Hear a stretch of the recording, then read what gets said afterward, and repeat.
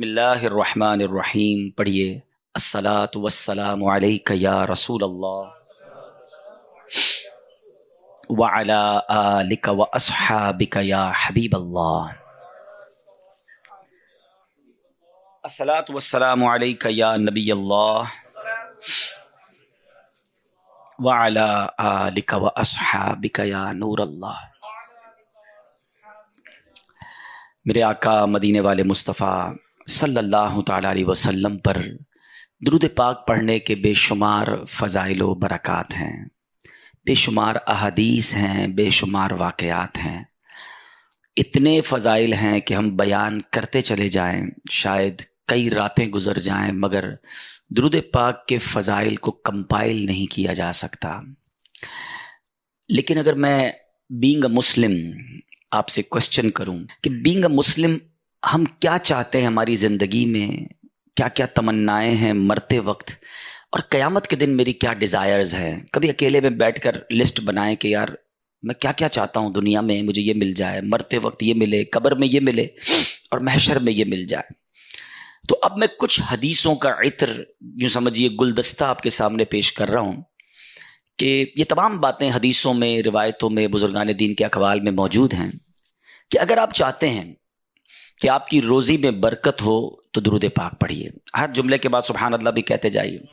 آپ چاہتے ہیں کہ آپ دنیا میں ذلت و رسوائی سے بچیں تو آپ درود پاک پڑھیں، آپ چاہتے ہیں دنیا میں ٹینشن اور پریشانیاں آپ سے دور ہو جائیں تو درود پاک پڑھیے، آپ چاہتے ہیں آپ کی عزت میں اضافہ ہو تو آپ درود پاک پڑھیے، آپ چاہتے ہیں کہ آپ مرتے وقت آپ کو نبی پاک کا دیدار نصیب ہو تو درود پاک پڑھیے، آپ چاہتے ہیں کہ قبر نور مصطفیٰ سے جگمگا جائے، قیامت تک نبی پاک کے جلوے ہوں تو درود پاک پڑھیے، قیامت کے دن میرے آقا کے ہاتھوں جام کوثر پینا چاہتے ہیں تو درود پاک پڑھیے، نبی پاک کے لواء الحمد تلے اٹھنا چاہتے ہیں تو درود پاک پڑھیے، سرکار علیہ الصلوۃ والسلام کے ساتھ جنت میں جانا چاہتے ہیں تو درود پاک پڑھیے، بار بار مدینے جانا چاہتے ہیں تو درود پاک پڑھیے، بلکہ پیارے آقا کا خواب میں دیدار کرنا چاہتے ہیں تو درود پاک پڑھیے۔ اب مجھے بتائیں کچھ رہ گیا ہے؟ بینگ اے مسلم جو زندگی میں چاہیے، جو موت کے وقت چاہیے اور جو قیامت کے دن چاہیے، اور کچھ رہ گیا ہے جو باقی ہے؟ اگر روزی میں اضافہ ہو، عزتیں محفوظ رہیں، ٹینشن ریلیز رہے، برکتیں ملتی رہیں، ایمان والی موت ملے، آقا کے ساتھ جنت میں داخلہ مل جائے، تو پھر اور کیا چاہیے ایک مسلمان کو؟ اور یہ تمام فضائل جو ہیں مختلف حدیثوں میں، یعنی یوں سمجھے کہ میں نے کئی حدیثوں کو یوں سمجھے کہ اس کا مجموعہ یا اس کا عطر آپ کے سامنے پیش کر دیا کہ یہ تمام ریوارڈز، یہ تمام فضائل جو ہیں یہ حدیثوں میں ہمیں ملتے ہیں، روایتوں میں ملتے ہیں کہ اس قدر کمال کا وظیفہ ہے، یعنی میری ہر کلیمٹی، میری ہر پرابلم کا سولوشن جو ہے وہ درود پاک میں موجود ہے۔ شاعر جبھی تو کہتے ہیں نا کہ دکھوں نے تم کو جو گھیرا ہو تو درود پڑھو، جو حاضری کی تمنا ہو تو درود پڑھو۔ تو ہمیں دکھوں سے بچاتا ہے، بہت سارے پرابلمز دور کرتا ہے، لیکن ایک مسئلہ یہ ہے کہ ہم درود پاک کے فضائل سنتے تو ہیں، کبھی کبھی جوش آتا ہے تو پڑھ بھی لیتے ہیں، مگر اس کو کنٹینیو نہیں کر پاتے۔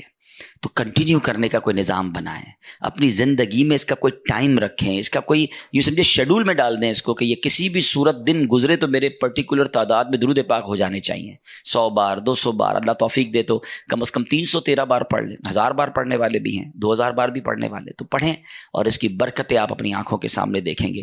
اللہ مجھے بھی اور آپ کو بھی کثرت سے درود پاک پڑھنے کی توفیق عطا فرمائے۔ باواز بلند درود پاک پڑھ لیں، صلو علی الحبیب۔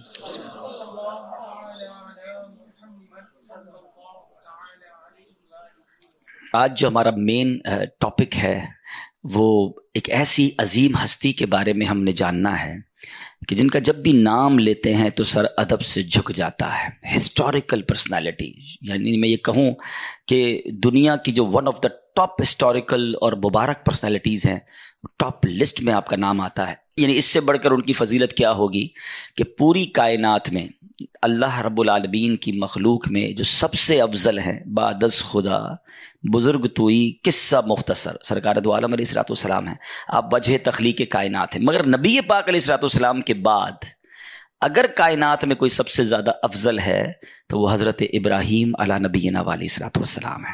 حضرت ابراہیم علیہ الصلوۃ والسلام کے جہاں بہت سارے کمالات ہیں، ایک بڑی یونیک بات بتانے جا رہا ہوں، 4 جو آسمانی کتابیں ہیں نا، توریت، زبور، انجیل اور قرآن، ان چاروں کتابوں میں حضرت ابراہیم کا ذکر ہے، اور ان چاروں مذاہب میں حضرت ابراہیم کا ادب اور پیروی بھی ہے۔ یہ بڑی کمال کی بات ہے کہ ہی is acceptable in all four, یہ ہم کہہ سکتے ہیں کہ جو آسمانی کتابیں ہیں اور ان آسمانی مذاہب میں، ان سب میں ان کی بڑی عزت ہے اور ان کا یہ بڑا مقام ہے۔ حضرت ابراہیم کا جو نام ہے ابو الرحیم ہے، رحیم باپ کا ہے، مہربان باپ، اس سے آپ کے نام کو یوں سمجھے کہ نسبت حاصل ہے۔ حضرت ابراہیم کے بہت سارے فضائل، بلکہ یوں سمجھے کہ اس دنیا میں بہت ساری چیزوں کا جو آغاز ہوا ہے وہ حضرت ابراہیم علیہ السلام کے ذریعے ہوا ہے۔ آپ ابو الانبیاء بھی کہلاتے ہیں، یعنی آپ جو ہے اپنے بعد آنے والے تمام نبیوں کے والد ہیں، یعنی آپ کے بعد جتنے بھی نبی اس دنیا میں آئے سب کے والد آپ ہیں، وہ آپ ہی کی نسل سے آئے۔ اور آپ نے کعبے کی تعمیر کے بعد یہ دعا بھی کی تھی کہ اللہ میری نسل میں، میری اولاد میں وہ نبی عطا فرما جو آخری نبی ہیں۔ تو سبحان اللہ، باقی انبیاء بھی اور خود سرکار دو عالم علیہ الصلوۃ والسلام بھی حضرت ابراہیم کی اولاد میں سے ہیں۔ اچھا، ایک بڑی اور خوبصورت بات جو شاید لوگوں کو نہیں پتا، کہ سرکار دو عالم علیہ الصلوۃ والسلام سے شکل میں مشابہت، یعنی نبی پاک سے چہرہ انور میں سملیرٹی جو ہے تمام نبیوں میں سب سے زیادہ حضرت ابراہیم علیہ الصلوۃ والسلام میں، بلکہ خود نبی پاک علیہ الصلوۃ والسلام فرماتے جس کو ابراہیم علیہ السلام کو دیکھنا ہو وہ مجھے دیکھ لے، یعنی نبی پاک سے چہرہ انور میں بھی آپ کا ایسی مشابہت تھی۔ اور جو میں نے آپ کو کہا کہ آپ کی طرف سے کچھ چیزیں ایسی ہیں جو اولین ہیں، یعنی آپ سے سٹارٹ ہوئی ہیں، ان میں سے چند باتیں یہ ہیں کہ سب سے پہلے ہی دنیا میں آپ کے بال سفید ہوئے، پہلے کسی کے بال سفید نہیں ہوتے تھے، سب سے پہلے آپ ہی نے اپنے بالوں میں مہندی کا خضاب لگایا، سب سے پہلے جو پاجامہ ہے، جو سلا ہوا پاجامہ، پہلے تہبند پہنتے تھے لوگ، وہ آپ نے سٹارٹ کیا اور پھر ساری دنیا میں شروع ہو گیا۔ آپ نے ہی سب سے پہلے منبر پر خطبہ پڑھا، سب سے پہلے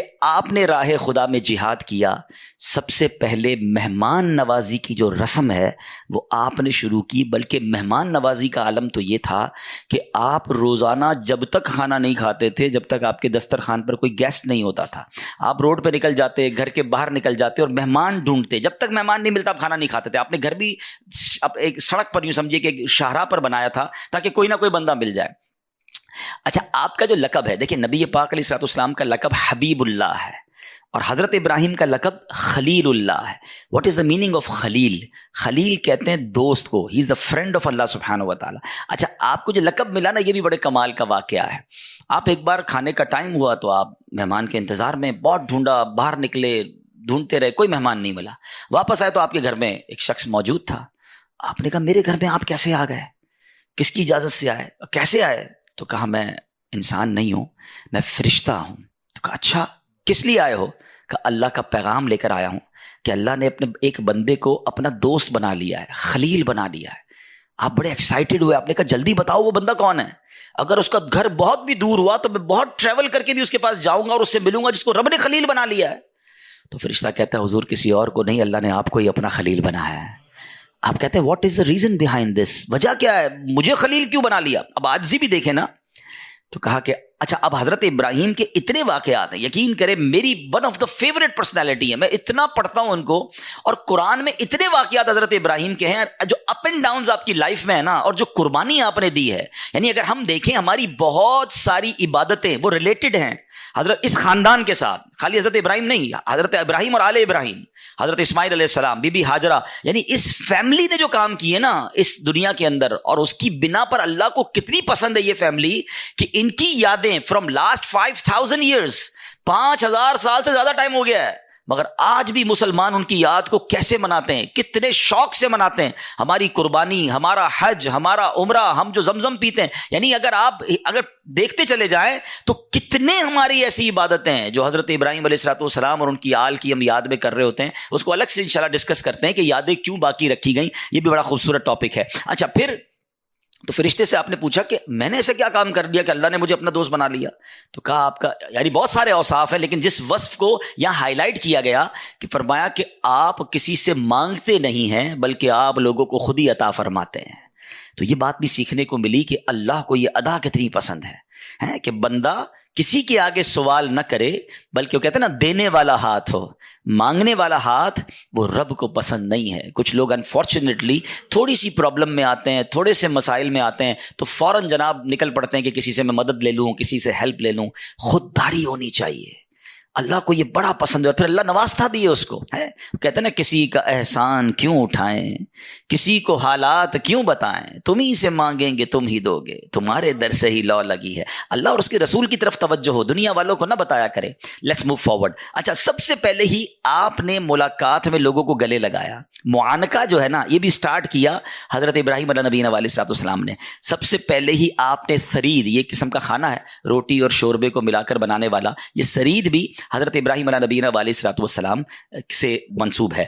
اچھا، اب حضرت ابراہیم کی اگر ہم سیرت کو پڑھتے ہیں، بہت سارے ہسٹوریکل واقعات، یعنی قرآن میں کئی واقعات ہیں، ایک دو واقعات نہیں ہیں۔ میں کوشش کروں گا، آپ کی سیرت تو میں نے کہا نا کہ اتنی طویل ہے کہ اگر شاید ہم اس پروگرام کو 3-4 قسطوں میں کریں تو بھی جا کے حضرت ابراہیم کی سیرت کو کور کرنا اتنا آسان نہیں ہوگا، لیکن میں شارٹ کوشش کروں گا کہ ہم ان چیزوں کو ڈسکس کرتے ہیں۔ حضرت ابراہیم علیہ نبینا علیہ السلام کی ایج ہے 17-18 ایئرس، ایک روایت کے مطابق 20 سال، آپ کی جوانی سے سٹارٹ کرتے ہیں، ٹھیک ہے۔ اچھا، یہ بھی بتا دوں کہ حضرت ابراہیم علیہ السلام نے بہت طویل عمر پائی، ایک روایت کے مطابق 175 ایئرز اور ایک روایت کے مطابق 200 سال آپ اس دنیا میں رہے، ٹھیک ہے، اور ابھی ایج ہے 18-20 ایئرز۔ آپ ایک ایسے علاقے میں رہتے ہیں کہ جہاں لوگ بتوں کی پوجا کر رہے ہیں، اور آپ اللہ وحدہ لا شریک کو اپنا رب مانتے ہیں، آپ بتوں کی طرف بالکل آپ کی نظر نہیں، التفات نہیں، توجہ نہیں۔ وہ لوگ بہت آپ کو کہتے ہیں کہ یار آپ بھی ہمارے ساتھ آیا کریں، آپ نے کہا نہیں، میں تمہارے بتوں کو برا سمجھتا ہوں، میں تو اللہ کی عبادت کرتا ہوں۔ اچھا، وہ لوگ ہر سال ایک میلہ مناتے تھے، اور اس میلے میں کیا ہوتا تھا کہ وہ ماد اللہ ناچ گانے رنگ رلیاں یہ سب بناتے تھے۔ تو اب کیا ہوا کہ ایک دن وہ میلے کا ٹائم آیا تو آپ کو بھی انوائٹ کیا، آپ نے کہا میں تو نہیں آتا، سارا گاؤں سارے لوگ چلے گئے، آپ اکیلے تھے تو آپ بت خانے میں چلے گئے۔ جب آپ بت خانے میں گئے تو وہاں چھوٹے بھی بت تھے، بڑے بھی بت تھے، آپ کو بڑا غصہ آیا کہ یہ اپنے ہاتھ سے ہی بناتے ہیں اور اسی کو پوچھتے ہیں۔ آپ نے کلاڑا اٹھایا اور بتوں کو توڑنا شروع کیا، کسی کی ناک کاٹ دی، کسی کا ہاتھ کاٹ دیا، کسی کا پیر کاٹا، اور آخر میں وہ جو کلاڑا تھا نا وہ سب سے بڑے بت کے کاندھے پر رکھ دیا۔ اب آپ واپس آ گئے، جب وہ لوگ میلہ کر کے ناچ گانے رنگ رلیاں منا کر آئے اور جب اپنے بت خانے میں گئے تو بیکم سو مچ اینگری کہ یہ کیا ہوا، ہمارے خداؤں کو توڑ پھوڑ کے رکھ دیا، کس نے کیا یہ؟ تو سب لوگوں نے کہا ایک ہی بندہ ہو سکتا ہے جو نوجوان ہے ہمارے محلے میں، وہ ہمارے بتوں کو نہیں مانتا، وہ عجیب عجیب باتیں کرتا ہے، کسی اور خدا کی باتیں کرتا ہے، ان کو تو وہ باتیں عجیب لگ رہی تھی، تو کہا اسی نے کیا ہوگا۔ حضرت ابراہیم کو بلایا گیا، آپ نے کیا یہ؟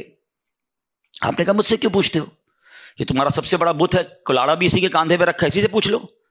Look at how beautiful demonstration، یعنی آپ نے ان لوگوں کو کتنا شاندار ایک پورا پریکٹیکل کر کے بتا دیا نا کہ جن کو پوچھتے ہو ان کو توڑ پھوڑ دیا ہے کسی نے، اور سب سے بڑا خدا موجود ہے، اسی سے پوچھ لو تمہارا جو باطل خدا ہے۔ تو وہ لوگ کہتے ہیں یہ تو جواب نہیں دیتا، ہمارے خدا تو نہیں بتاتے کہ کس نے توڑا ہے، کس نے مارا ہے۔ اللہ اکبر۔ اب حضرت ابراہیم علیہ نبینا علیہ السلام نے جو ان سے خوبصورت ڈیبیٹ کی نا، یہ ایکچولی ایک مناظرہ بھی تھا، ایک ڈیمونسٹریشن بھی تھا، ایک نیکی کی دعوت بھی تھی۔ اب آپ نے جو جملے کہہ ذرا سنیے گا، قرآن میں یہ موجود ہے۔ آپ فرماتے قال افتعبدون من دون اللہ، فرمایا تو کیا اللہ کے سوا ایسوں کو پوچھتے ہو، ما لا ينفعکم شیئا ولا یضرکم، جو نہ تمہیں نفع دے سکتے نہ نقصان دے سکتے ہیں، اپنے آپ کو بھی مرنے سے نہیں بچا سکتے۔ اف لکم، تف ہے تم پر، وَلِمَا تَعْبُدُونَ مِن دُونِ اللَّهِ، اللہ کے سوا کسی اور کو پوچھتے ہو۔ افلا تعقلون، تم میں عقل نہیں ہے؟ Look at how beautiful words. اگر ہدایت والے دل ہوتے تو سمجھ جاتے کہ ہم کر کیا رہے ہیں، مگر اگر کہتے ہیں نا دلوں پر مہر ہو تو بہت سامنے کی بات بھی سمجھ نہیں آتی، اور آج بھی ایسا ہے۔ کچھ لوگوں کو آپ قرآن سنا دیں، حدیث سنا دیں، ان کو بزرگان دین کے اقوال سنا دیں، لیکن نہیں ماننا تو نہیں ماننا۔